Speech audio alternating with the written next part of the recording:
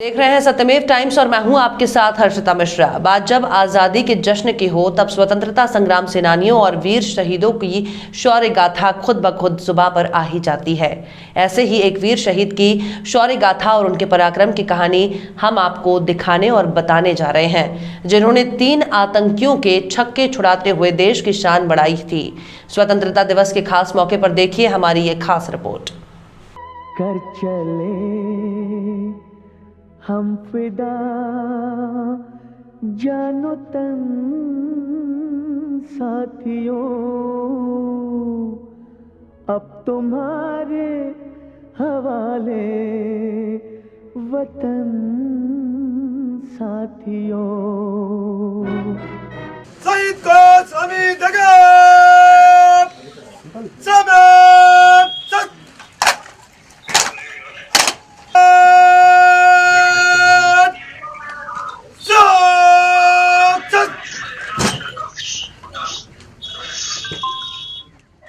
BSF की 52वीं battalion में तैनात रहे संत कबीर नगर जिले के नाथनगर ब्लॉक क्षेत्र के अलीनगर गांव निवासी शहीद रामप्रीत चौरसिया के साहस और उनके पराक्रम से जुड़ी इस हकीकत को देख और सुन आपको भी अपने इस वीर शहीद पर गर्व होगा। शहीद रामप्रीत चौरसिया ने कश्मीर में आज से 17 साल पहले जो शौर्य गाथा लिखी थी वो आज भी लोगों की जुबां पर है। नाथनगर महुली रोड पर बना शहीद का स्मारक उनकी बहादुरी की गवाही दे रहा है। एक सिपाही के तौर पर वर्ष 1998 में बीएसएफ में भर्ती होने वाले रामप्रीत चौरसिया देश के तमाम हिस्सों में सेवा देने के साथ लगातार चीन सीमा के दुर्गम इलाके में तैनात रहे। 2001 में उनकी तैनाती कश्मीर के पुलवामा में हुई। 16 सितंबर 2003 को पुलवामा के नरवानी गांव के एक घर में आतंकियों के छिपे होने की खुफिया सूचना मिली। इस ऑपरेशन की कमान बीएसएफ की 52वीं बटालियन को सौंपी गई। जिस टीम को सर्च ऑपरेशन के लिए भेजा गया था उसमें रामप्रीत चौरसिया भी शामिल थे। जब आतंकियों से मुठभेड़ में टीम के एएसआई और हेड कांस्टेबल बुरी तरह जख्मी हो गए तब रामप्रीत ने मोर्चा संभाला और घर में छिपे लश्कर के 3 आतंकियों को मौत की नींद सुला दिया। इस मुठभेड़ में आतंकियों की गोली से रामप्रीत भी बुरी तरह जख्मी हो गए और 17 सितंबर को सेना के अस्पताल में जीवन की जंग हार गए। जिस घर में आतंकी छिपे थे वहां से भारी मात्रा में हथियार और गोला बारूद भी बरामद हुआ था। खुफिया सूत्रों ने कश्मीर में बड़े आतंकी हमले का इनपुट दिया था, जिसे रामप्रीत चौरसिया ने अदम्य साहस का परिचय देते हुए उसे नाकाम कर दिया था। शहीद रामप्रीत चौरसिया को वर्ष 2005 में मरणोपरांत तत्कालीन राष्ट्रपति डॉक्टर एपीजे कलाम पुलिस पदक मेडल फॉर गैलेंट्री अवार्ड से सम्मानित किया गया था।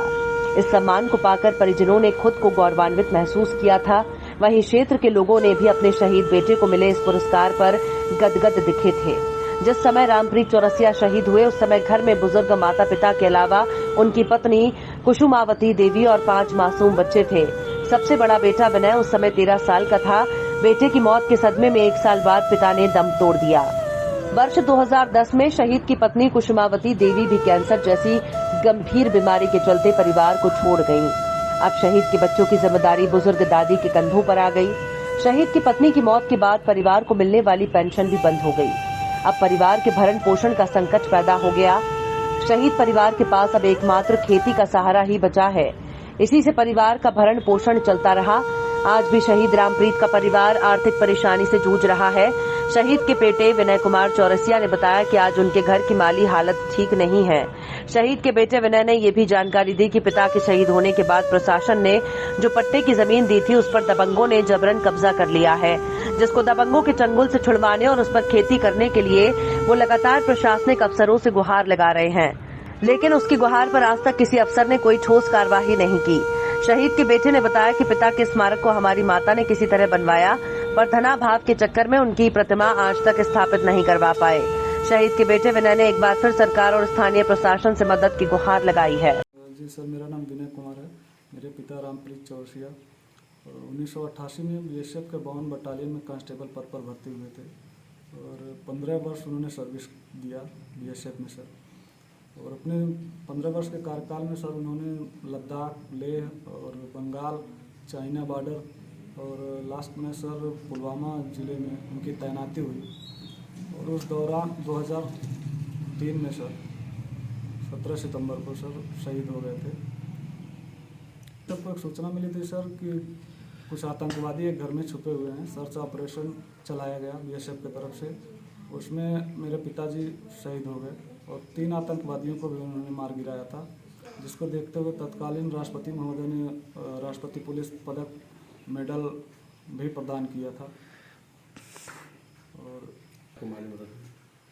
सर उस समय हम लोग काफ़ी छोटे छोटे थे, तो सरकार की तरफ से या प्रशासन की तरफ से शहीद के परिवार को क्या व्यवस्थाएं दी जाती हैं ये तो ज़्यादा हम लोगों को पता नहीं है सर।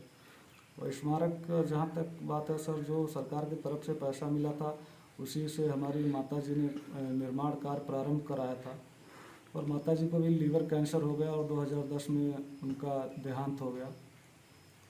और हाँ, कुछ जिला प्रशासन की तरफ से सर कुछ ज़मीन मिला था, पर उस ज़मीन से सर कुछ हिस्सा जो है किसी दूसरे व्यक्ति ने कब्जा कर लिया है, वो अभी तक हम लोगों के अधिकार में नहीं है, हम लोग उस पर खेती नहीं कर पा रहे हैं सर। और स्मारक अभी भी सर पूर्ण रूप से नहीं बन पाया, प्रतिमा नहीं लग पाया सर, क्योंकि हम लोगों के पास पैसे की व्यवस्था नहीं हो पा रही है और निर्माण नहीं करवा पा रहे हैं, मूर्ति अभी नहीं लग पाई पिताजी की।